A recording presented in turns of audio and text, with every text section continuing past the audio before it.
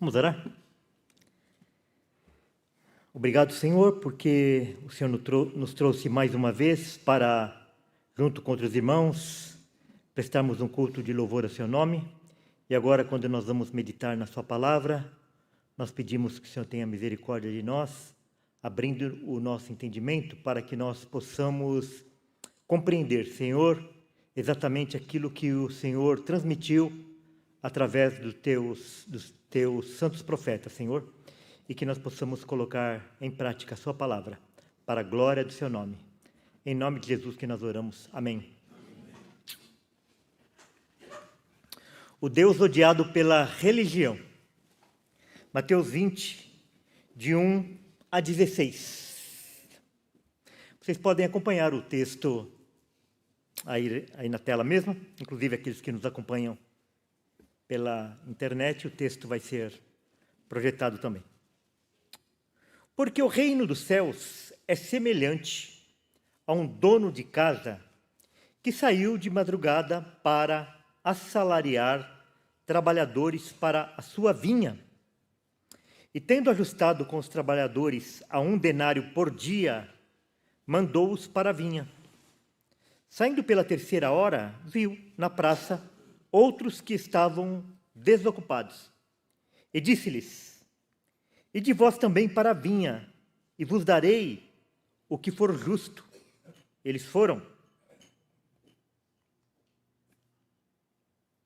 Tendo saído outra vez, perto da hora 6ª e da 9ª, procedeu da mesma forma.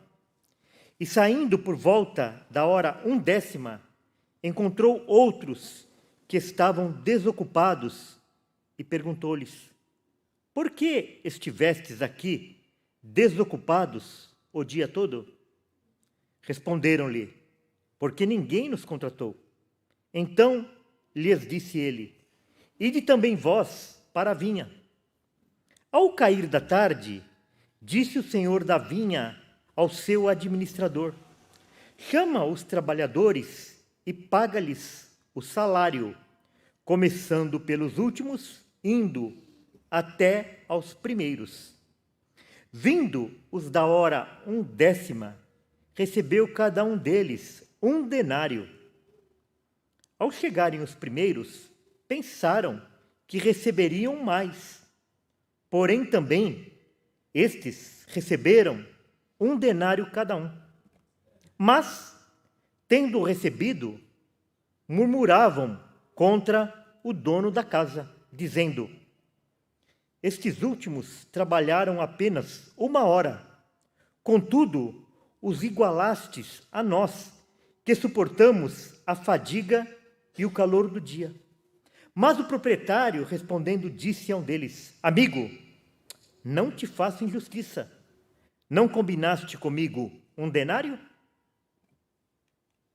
Toma o que é teu e vai-te, pois quero dar a este último tanto quanto a ti. Porventura, não me é lícito fazer o que quero do que é meu? Ou são maus os teus olhos, porque eu sou bom? Assim, os últimos serão os primeiros, e os primeiros serão os últimos, porque muitos são chamados, mas poucos escolhidos.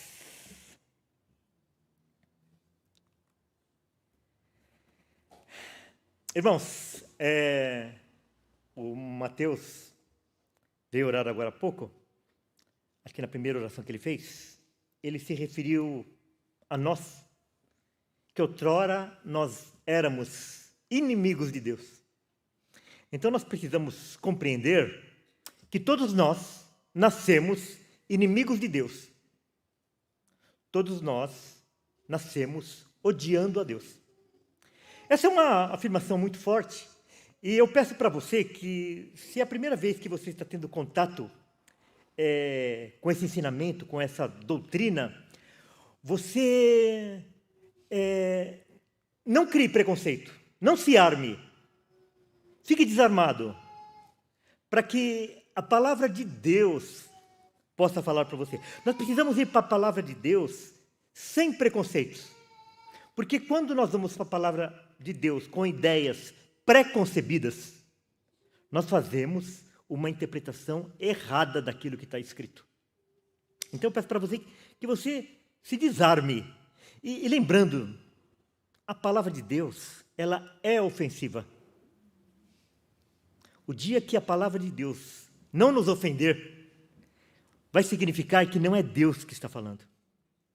Nós já falamos aqui, irmãos, quando os profetas chegavam, as pessoas tremiam os joelhos. Tal era o medo que elas tinham da palavra de Deus. Então, essa atitude que nós devemos ter diante da palavra de Deus. Então, Deus é odiado de várias formas. Ele é odiado de uma forma pelos de fora da religião, e ele é odiado de uma outra maneira, por um outro motivo, pelos de dentro da religião, por aqueles que pertencem à religião. Por que Deus é odiado pelos de fora da religião?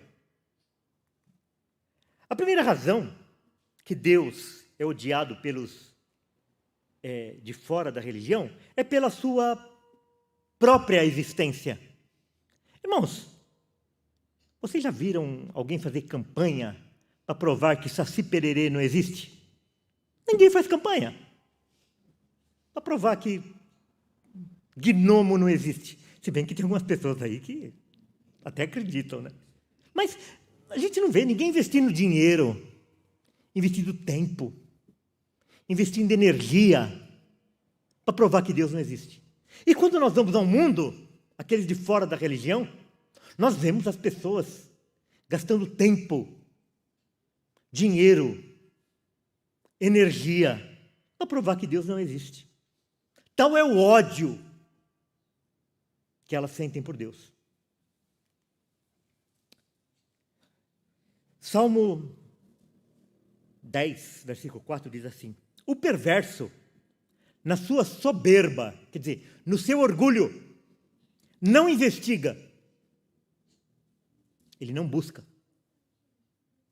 Que não há Deus são todas as suas cogitações. E nós temos outros textos, né, que falam a esse respeito. Outra razão que as pessoas de fora da religião odeiam a Deus é por ele ser único e exclusivo. Vocês se lembram, assim, quando nós estudamos a história da igreja? Alguns aqui já fizeram a história da igreja. Os cristãos,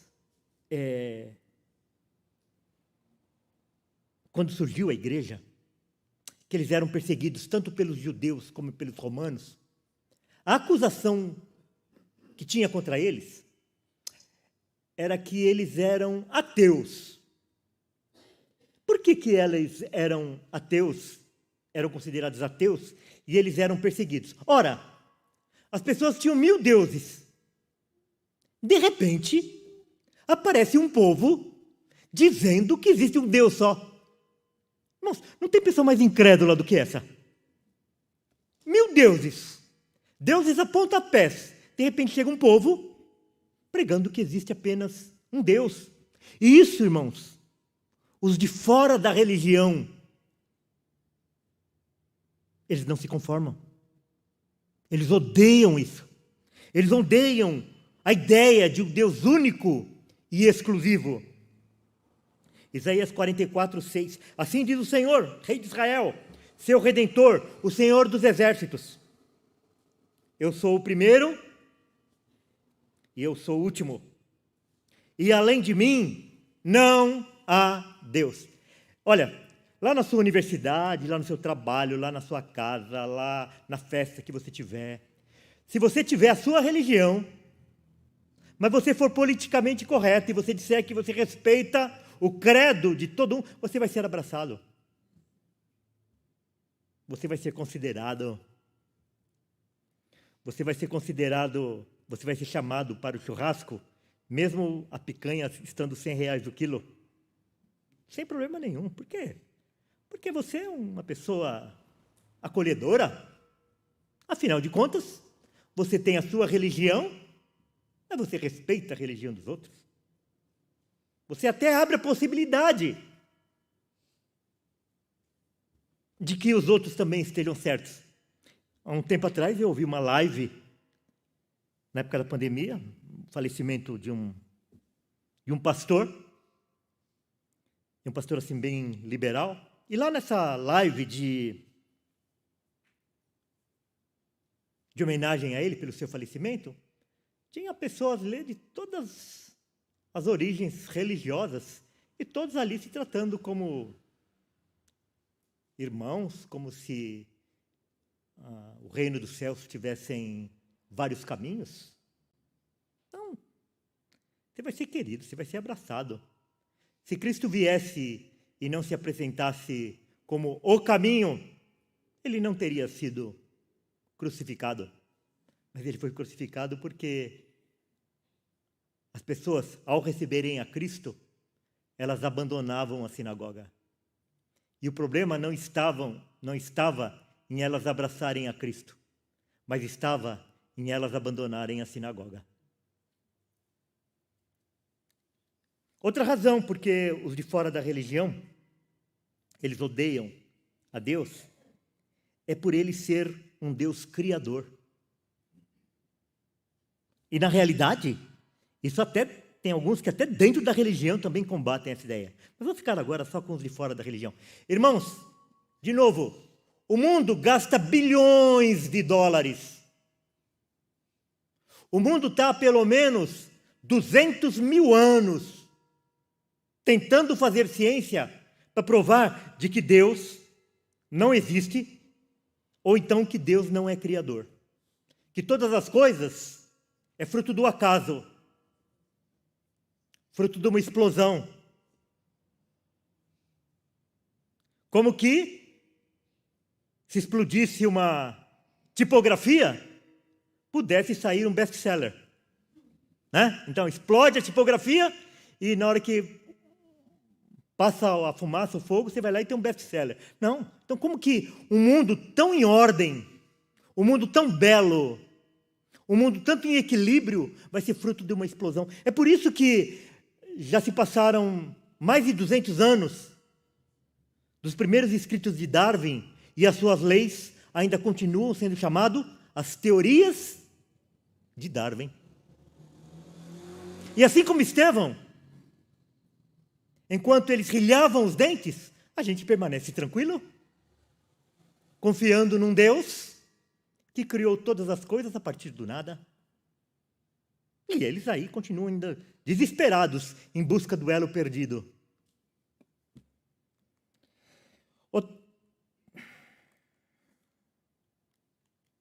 Outra razão, e aqui também nós encontramos essa razão do ódio também dentro da religião, mas principalmente os de fora. Eles odeiam a Deus por causa dos seus atributos morais. Deus é odiado pelos de fora da religião por causa dos seus atributos morais. Correu um vídeo aí essa semana aí, mas já não é uma notícia assim quente, né? Mas já de alguns dias atrás, que o Canadá vai criminalizar a repressão da identidade de gênero. Quer dizer, se você conheceu lá um garoto lá que você jogou bola e ele chama Luiz. E daí, depois da adolescência, ele diz que ele não é mais Luiz, que agora ele é Luísa. E se você encontrar e chamar ele de Luizinho, você pode pegar 6 meses de cadeia, porque você não respeitou a identidade de gênero. Um país, irmãos, como o Canadá, que é considerado AAA. Ou então que os filhos não pertencem aos pais, mas os filhos pertencem ao Estado. E outras coisas que nós vimos aí na pandemia, né? Pastores sendo arrancados das suas igrejas porque resolveram fazer culto durante a pandemia e coisas desse tipo. Então, nós vemos isso acontecendo nos nossos olhos e muitas vezes dentro da própria igreja. Pessoas odiando a Deus por causa dos seus princípios morais, por aquilo que diz a palavra de Deus. É por isso que tem pastor que diz que a Bíblia precisa ser reescrita. que tem escritos de Paulo que devem ser desconsiderados, e coisas desse tipo.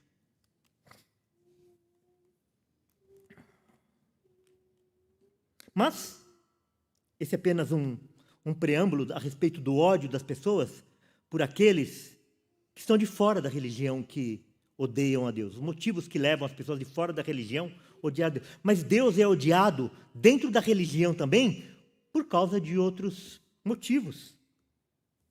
E vocês viram a leitura, que essa daí é a chamada a parábola dos trabalhadores da vinha. Se você for lá na Wikipédia, você vai ver assim: a parábola dos trabalhadores na vinha é uma parábola de Jesus que afirma que qualquer operário que aceite o convite para o trabalho na vinha, dito por Jesus para representar o reino dos céus, não importa o quão tarde do dia, receberá uma recompensa igual com aqueles que foram fiéis por mais tempo. Ou seja, segundo essa descrição, a parábola da vinha representa os trabalhadores, e um trabalhou bastante, outro trabalhou pouco, mas todos serão recompensados da mesma forma. Será que é isso que significa? Se nós seguirmos os inimigos de Deus, é isso aí que essa conclusão que nós vamos chegar estudando a parábola da vinha. Parábola, ela é uma palavra que é originária do grego parábole, significa narrativa curta ou apólogo, muitas vezes erroneamente definidas também como fábula.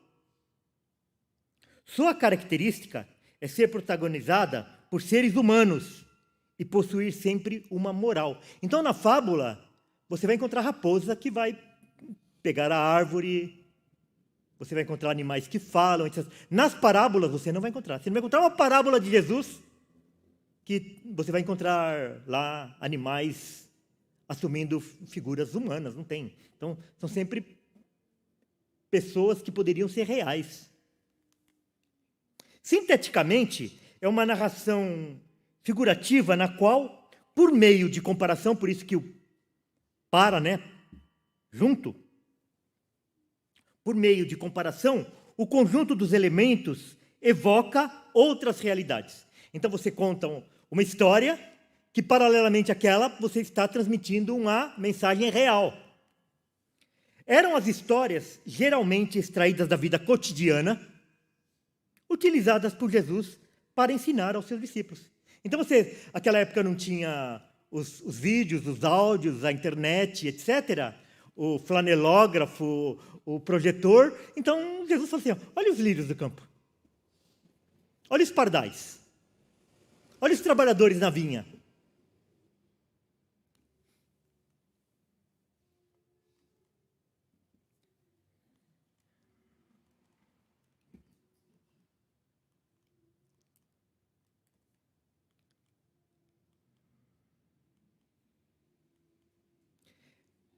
Qual a razão de Jesus utilizar parábolas? Então tinha uma finalidade, porque Jesus utilizava parábolas. Eu vou pedir para vocês, não está funcionando aqui então se vocês puderem... Não. É que daí não vai dar certo. Quando Jesus ficou, em Marcos 4, de 10 a 12, diz assim: quando Jesus ficou só, os que estavam junto dele com os 12 o interrogaram a respeito das parábolas. Ele lhe respondeu: a vós outros é dado conhecer o mistério do reino de Deus, mas aos de fora tudo se ensina por meio de parábolas, para que vejam e não percebam, e ouvindo, ouçam e não entendam, para que não venham a converter-se e haja perdão para eles. Irmãos, essas passagens que nós estamos vendo esta noite, isso não se encaixa com o Jesus pompom que a religião quer vender.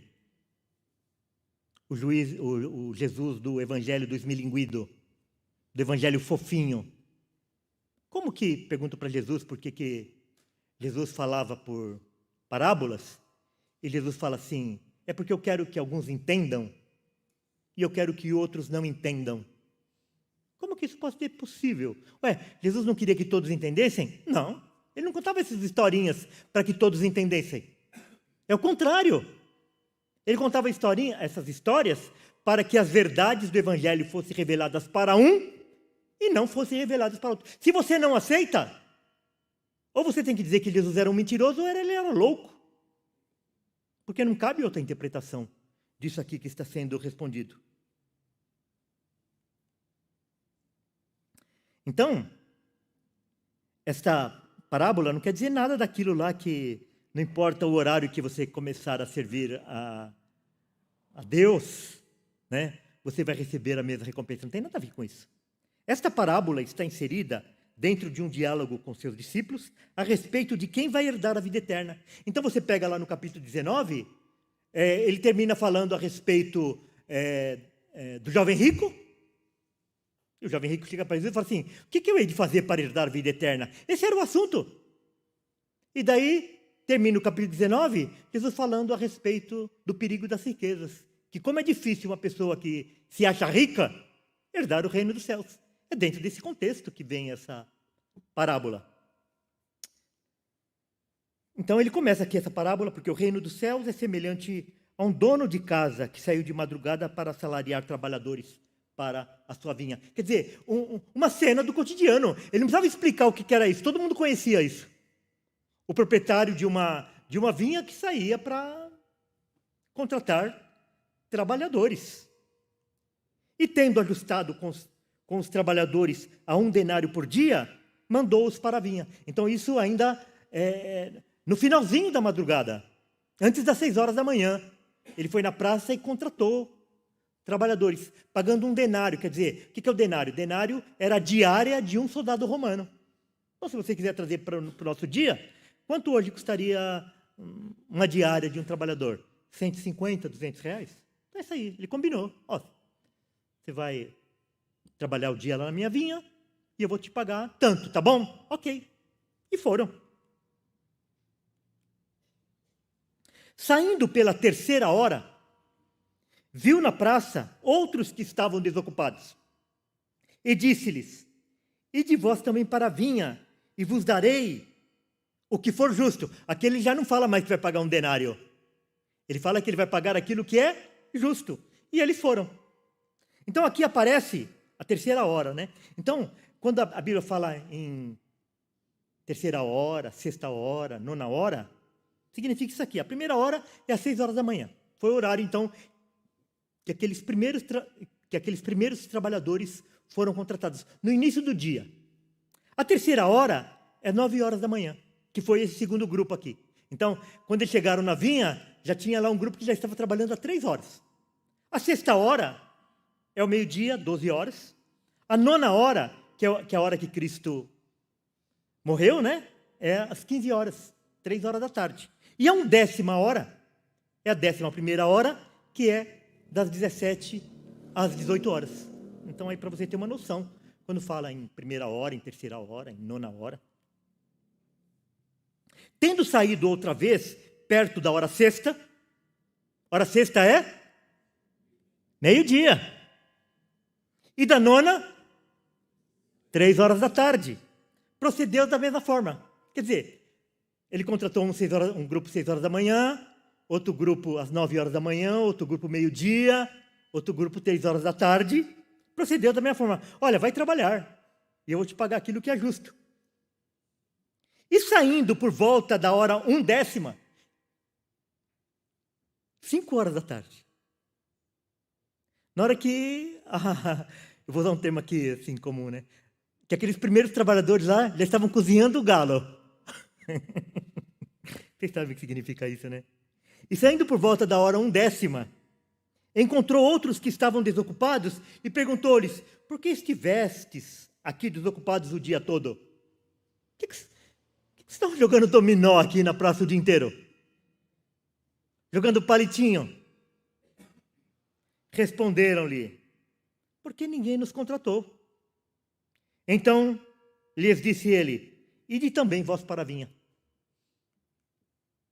Ao cair da tarde, quer dizer, 18 horas, disse o senhor da vinha ao seu administrador, chama os trabalhadores e paga-lhes o salário, começando pelos últimos, quer dizer, por aqueles que foram contratados a 1/10 hora, indo até os primeiros. Vindo os da hora 1/10, recebeu cada um deles 1 denário. Quer dizer, trabalharam apenas 1 hora e receberam a diária completa. Acho que aqueles que foram contratados lá às 6 horas da manhã esfregaram as mãos, né? Falou, oba! Mas o que aconteceu? Ao chegarem os primeiros, pensaram que receberiam mais. Porém, também estes receberam 1 denário cada um. Fala a verdade, todos nós ficaríamos injuriados, não é verdade? Se nós tivéssemos sido contratados às 6 horas da manhã. Mas, tendo recebido, murmuravam contra o dono da casa. Ficaram bravos. Violaram o 9º mandamento, né, Mateus? Né, irmãs? A língua é fogo.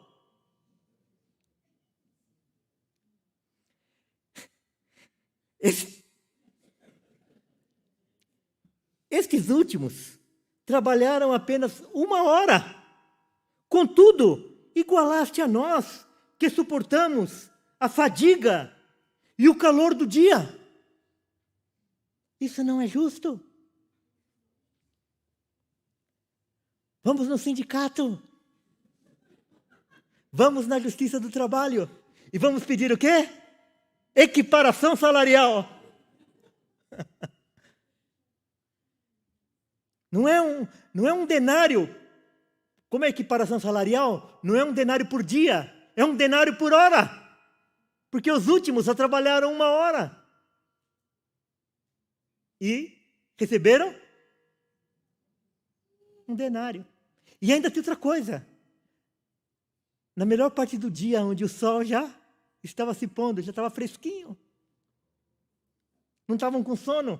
Porque os da manhã também estavam fresquinho, mas eles ainda estavam com sono, né? Mas o proprietário, respondendo, disse a um deles, amigo, não te faço injustiça. Não combinaste comigo 1 denário? Toma o que é teu e vai-te, pois quero dar a este último tanto quanto a ti. Palavra dura, né? Quer dizer, o amigo aí não significava amigo.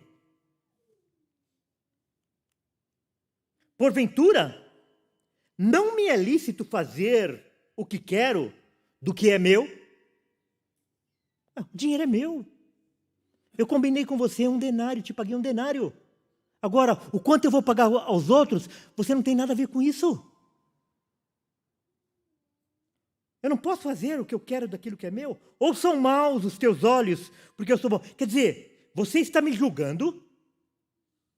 Você está me odiando, porque eu sou bom? Porque eu estou dando para outros mais do que eles merecem? É por isso que você está me odiando? É por isso que vocês estão murmurando contra mim? Assim, os últimos serão os primeiros, e os primeiros serão os últimos. Quer dizer, o que Jesus está falando aqui? Que no reino dos céus não tem lógica humana. Não adianta você querer colocar lógica humana dentro dos propósitos de Deus. Deus não age dessa forma. Porque muitos são chamados, mas poucos escolhidos. Então, Deus chama todos. O chamado de Deus, o chamado universal de Deus, é para todos. Mas os escolhidos não são todos. Porque quando nós pegamos lá a parábola da grande ceia, nós vemos lá, né, assim, de forma nenhuma, aqueles que foram convidados participarão da minha ceia. Por quê? Porque como nós nascemos inimigos de Deus, quando nós somos convidados, nós não aceitamos. Só aceitamos quando nós temos o nosso coração transformados. E esses que têm o coração transformados são apenas aqueles que são escolhidos.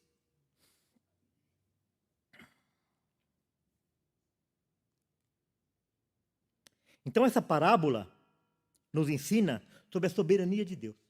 Essa parábola trata desse assunto, a soberania de Deus. Então, nós já vimos, né, no início lá, por que Deus é odiado pelos de fora da religião. E Deus é odiado pelos de dentro da religião por causa da sua soberania.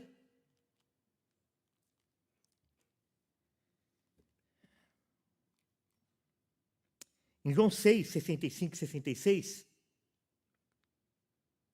diz assim, e prosseguiu, por causa disto é que vos tenho dito, ninguém poderá vir a mim se pelo meu Pai não lhe for concedido. Aqui Jesus tinha multiplicado os pães e no dia seguinte eles procuraram Jesus porque eles queriam mais pão. E Jesus falou assim, não. Eu vou dar o pão da vida para vocês. E daí Jesus fala diversas vezes aqui. Por causa disso é que vos tenho dito, ninguém poderá vir a mim se pelo meu Pai não lhe for concedido. Deus precisa autorizar você a vir a mim. Se Deus não te trouxer a mim, você não virá. À vista disso, muitos dos seus discípulos o abandonaram e já não andavam com ele.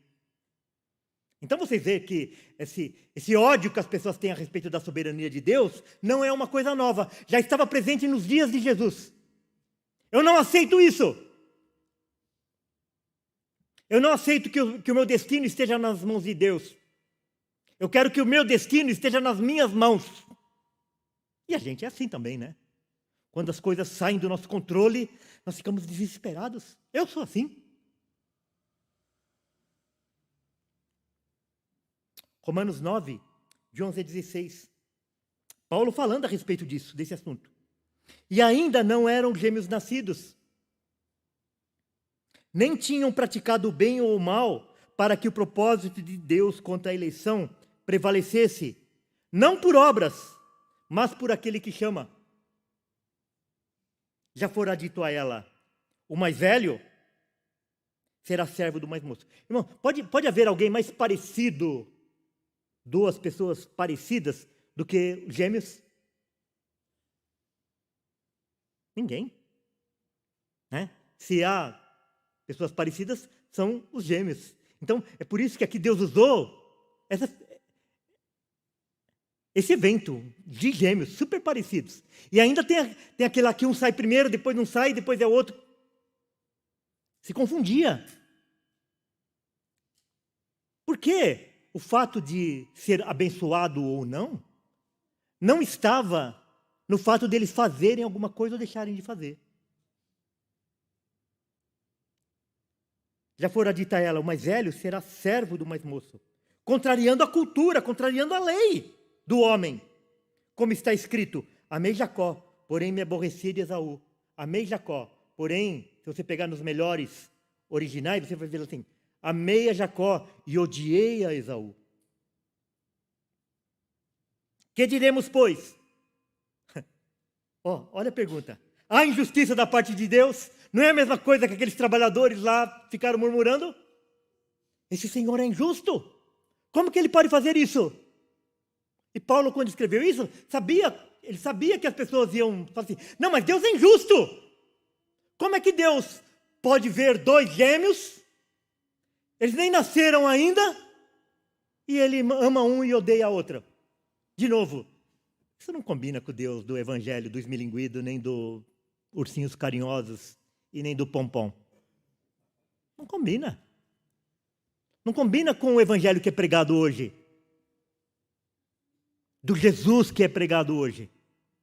Então, por isso, quando você fala essas coisas, as pessoas odeiam esse Deus, odeiam esse evangelho. E junto com esse Deus e com esse evangelho, eles odeiam a você também. Que diremos, pois? A injustiça da parte de Deus? E daí Paulo responde, de modo nenhum. Nem pense nisso. Pois ele diz a Moisés, terei misericórdia de quem me aprover ter misericórdia. Quer dizer, é a compaixão pelo miserável. Você é obrigado a ter compaixão de todos os miseráveis? Não. Essa semana eu vi uma frase, eu não vou lembrar de quem disse essa frase. Assim, acho que é de Spurgeon. Fala assim, o homem escolhe com quem ele vai casar. Mas as pessoas não admitem que Cristo escolha a sua noiva. A igreja não é a noiva de Cristo? Então, quer dizer, o homem, ele escolhe a sua noiva. E ele não admite que Cristo escolha a dele. Ele acha que é a noiva que tem que se escolher. Terei misericórdia de quem me aprover ter misericórdia. E compadecer-me-ei de quem me aprover ter compaixão. Assim, pois, não depende de quem quer ou de quem corre, mas de Deus usar a sua misericórdia. A mensagem da nossa parábola dessa noite, a parábola dos trabalhadores na vinha. Spurgeon disse assim, irmãos, num dos seus sermões, irmãos, em todos os nossos corações há esta inimizade natural contra Deus e contra a soberania da sua graça. Século XIX. Olha, sei de homens que mordem seus lábios e rangem os dentes de raiva quando prego a soberania de Deus.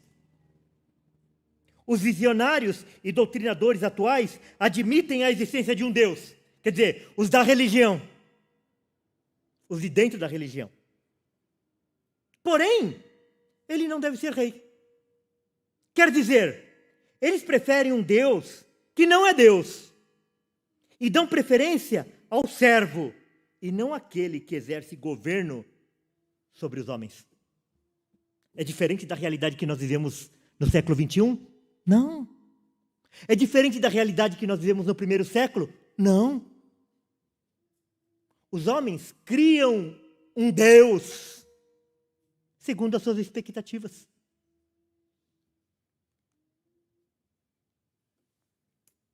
Pink, que nasceu no século XIX, mas morreu no século XX, posterior a Spurgeon, diz assim, numa de suas mensagens também, num livro, A Soberania de Deus, muito bom esse livro.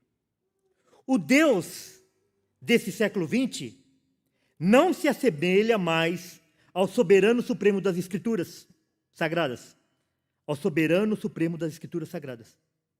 O Deus de que se fala atualmente no púlpito comum, comentado na escola dominical em geral, mencionado na maior parte da literatura religiosa da atualidade e pregado em muitas das conferências bíblicas assim chamadas, é uma ficção engendrada pelo homem, uma invenção do sentimentalismo piegas. É diferente do que acontece hoje? Não é. Então, no primeiro século, quando a igreja surgiu, os homens odiaram a Cristo porque ele falou que ele escolhia quem ele queria, que ele salvava quem ele queria, que ele era soberano.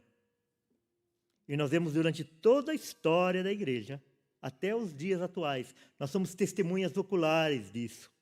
Os homens odiando a Deus, porque Deus faz aquilo que ele quer.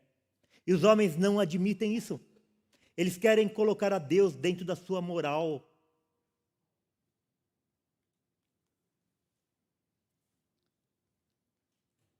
Eu lhe pagarei aquilo que for justo. Não é isso que falou lá na parábola? O que Deus combinou conosco? O que ele falou lá desde do Éden? Aquele que pecar, certamente morrerá. E Paulo vai repetir isso. Romanos 6, 23. o salário do pecado é a morte. Alguém aqui que pode levantar e dizer, eu estou fora disso, eu não sou pecador? Ninguém. Todos incluídos. Então, o que foi combinado conosco? Qual o salário que foi combinado conosco? A morte. Para mim e para cada um de vocês. Estamos todos juntos nesse barco. Então, o inferno vai revelar a justiça de Deus. Deus disse que todo aquele que pecar, certamente morrerá. Então, quando alguém morre e é condenado ao inferno, está revelando simplesmente a justiça de Deus, aquilo que Deus prometeu que ele faria. Ninguém no inferno poderá culpar a Deus por estar ali. Ninguém vai culpar a Deus. Falar, estou aqui injustamente. Ninguém.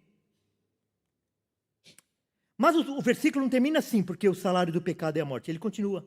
Mas o dom gratuito de Deus é a vida eterna em Cristo Jesus, nosso Senhor. Então, o céu vai revelar a graça de Deus. Eu não posso fazer o que eu quero daquilo que é meu. A casa é minha. Eu faço uma morada lá para quem eu quero.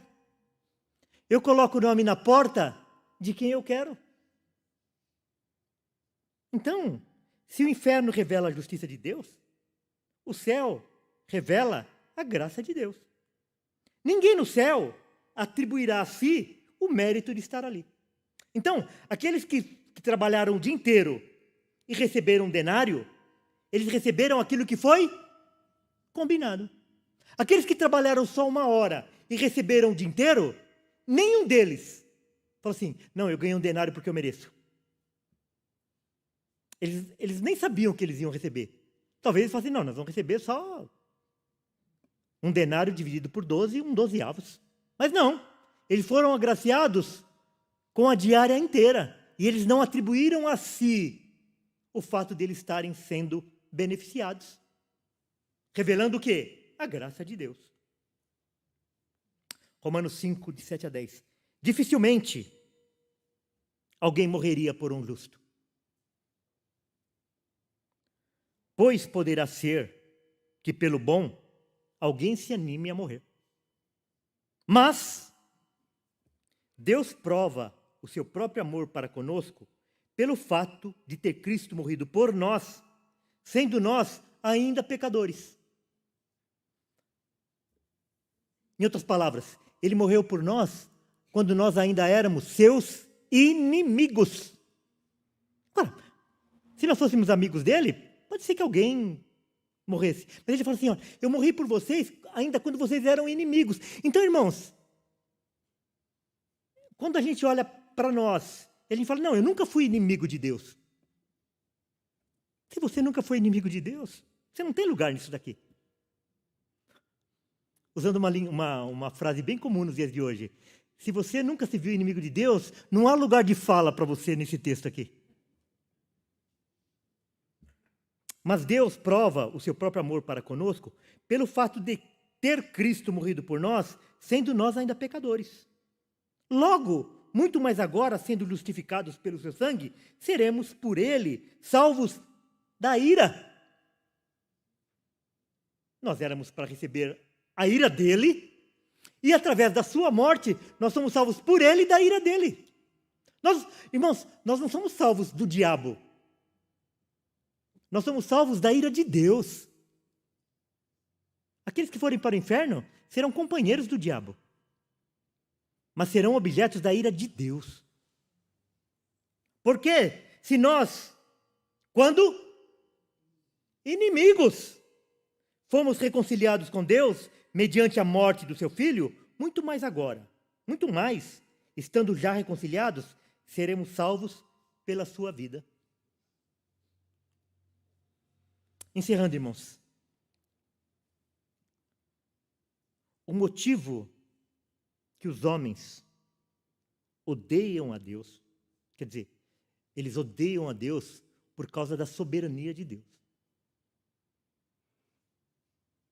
É o mesmo motivo pelo qual devemos amá-lo. Ou seja, pelo fato dele ter nos escolhido incondicionalmente, sem mérito nenhum nosso. Por que as pessoas, por que os da religião odeiam a Deus? Porque ele escolhe alguns e rejeita os outros. E por que nós devemos amá-lo? Porque mesmo a gente sendo inimigo dele, a gente sendo tão mal como os demais, ele nos escolheu e resolveu nos incluir na sua família. Quanto mais nós tivermos isso no nosso coração, na nossa mente, mais nós vamos amá-lo. Quanto mais nós conhecermos a ele e conhecermos a nós, mais nós vamos amá-lo. Agora, como as pessoas se veem dignas, se veem merecedoras, irmãos, até dentro da igreja, você pode perguntar à pessoa por que ele vai ser salva. Em geral, ela vai dizer algum atributo dela, e não os atributos do Salvador. Em Malaquias capítulo 1, eu sei que Malaquias, o capítulo mais citado é o 3, né? Mas esses pastores aí, inimigos de Deus, deveriam pregar o capítulo 1, não o Malaquias capítulo 3. Começa dizendo assim: eu vos amei, mas vocês dizem assim, em quem o Senhor tem nos amado que a gente não vê o seu amor? E sabe o que Deus responde? Esaú não era irmão de Jacó? Vocês não são da família de Jacó? E eu escolhi vocês da família de Jacó e não da família de Esaú. E eles foram rejeitados para sempre. Lê lá, Malaquias capítulo 1, o início. Então, a mesma razão de que Deus é odiado pelos da religião, nós que pertencemos a Cristo devemos amá-lo, porque ele nos escolheu para sermos dele. Amém, irmãos? Senhor, obrigado pela sua palavra, que a sua palavra possa frutificar em nós e que nós possamos amá-lo, Senhor, cada vez mais, porque o Senhor nos amou primeiro, porque o Senhor nos escolheu para fazermos parte da sua família. Em nome de Jesus, amém.